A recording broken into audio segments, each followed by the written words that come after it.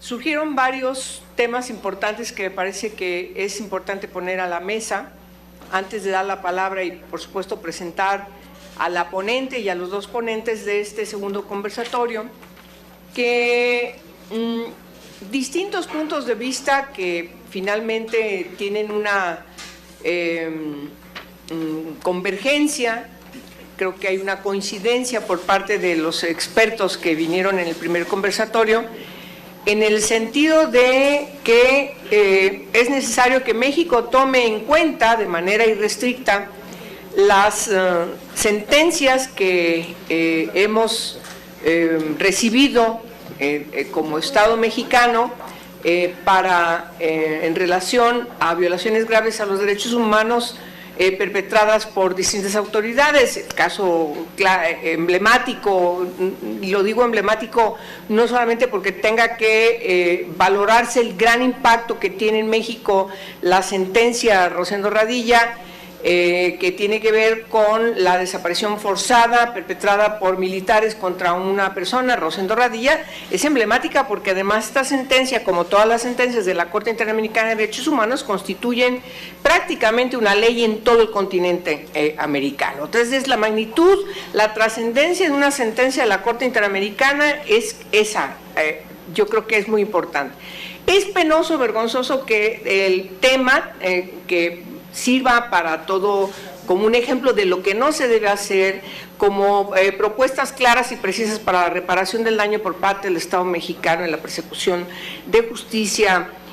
Por supuesto, no nos es grato a México ser parte de el objeto de esta sentencia de manera clara y precisa, como un ejemplo de lo que no se debe hacer en el continente. La sentencia, junto con otras sentencias de la propia Corte o las recomendaciones de distintos órganos de Naciones Unidas, de la propia Organización de Estados Americanos, o las recomendaciones de los comités, particularmente la gran discusión que se dio en la última sesión del Comité de Desapariciones Forzadas en Naciones Unidas, en donde México participó, y las organizaciones y especialistas también lo hicieron, pues no deja al país en una situación ejemplar. Al contrario, hay una gran preocupación, y en el primer conversatorio se planteó de manera muy puntual que esta preocupación deriva además en varios señalamientos que me voy a permitir resumir un poco para empezar a calentar el debate de este conversatorio. En primer lugar,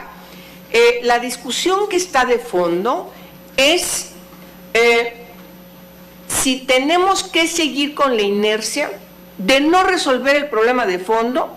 respecto de que no tenemos corporaciones policíacas que puedan emprender su responsabilidad constitucional, y por lo tanto esto ha dado como origen que distintos presidentes, como jefes supremos de las Fuerzas Armadas, hayan sacado sus cuarteles a elementos del Ejército y de la Naval a cumplir responsabilidades de seguridad pública. Ese es lo primero. Por cierto, tengo que mencionar, en las observaciones puntuales y en las críticas, y quienes recordarán este primer conversatorio, también se dijo, a ver, no es una bronca contra los soldados. No es que estemos poniendo en la picota, si me permiten poner este ejemplo coloquial, al Ejército y a la Naval, sino al contrario, la preocupación es cómo se ha deteriorado estas instituciones al darles responsabilidades para las que no están preparados. Y se me lleva a la segunda conclusión. La formación que tienen los militares no es la formación que los lleve a asumir responsabilidades de seguridad pública cuando están formados en la seguridad nacional. Por lo tanto, hay una discusión que tenemos que enfrentar, conceptual, sustantiva, de una gran importancia, respecto de si seguridad nacional es sinónimo de seguridad pública. Tercero, ahora, la seguridad pública, por el contrario, en vez de seguirla manteniendo en esta inercia, lo que tendríamos que estar discutiendo en nuestro país es la seguridad pública desde el concepto de la seguridad humana, por ejemplo. Es decir, México ha reformado su Constitución, el título primero de la Constitución, prácticamente su primer capítulo, es el capítulo que está enunciado como el capítulo de los derechos humanos y garantías, y entonces hay un proceso que tiene que también homologarse en todos los marcos jurídicos, pero también en las instituciones, trascender a las instituciones para garantizar que ciertamente todo lo que se emprenda tenga este enfoque de derechos humanos que no tenemos en el país y que significan muchas cosas. Por eso, el día de hoy en este segundo conversatorio es de una gran relevancia discutir con las y los expertos, con la y los expertos que hoy van a tomar la palabra. Yo les voy a proponer que sean primeras intervenciones y luego volvemos a discutir, retomando los puntos álgidos que pudiera haber entre ustedes, pero también para que el auditorio del canal del Congreso pueda también comprender por qué esta discusión es una discusión de real importancia, de trascendencia nacional para el país. Y justamente voy a comenzar a dar la palabra a quien ha sido un estudioso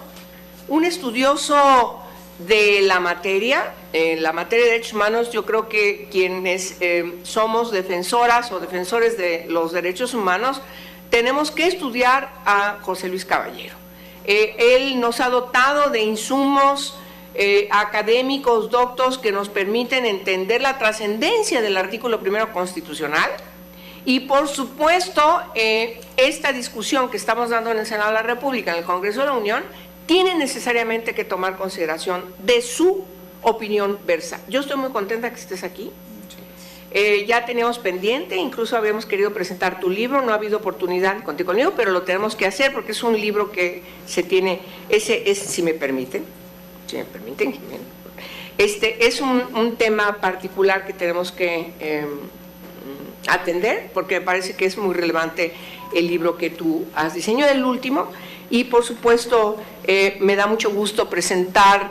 a el doctor José Luis Caballero Ochoa. Él es director del Departamento de Derecho de la Universidad Iberoamericana y entonces me parece que también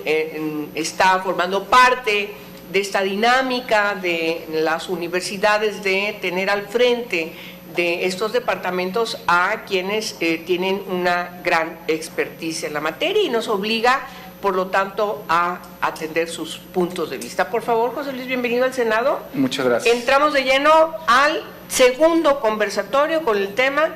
Fuerzas Armadas, Seguridad Pública y Derechos Humanos. Muchas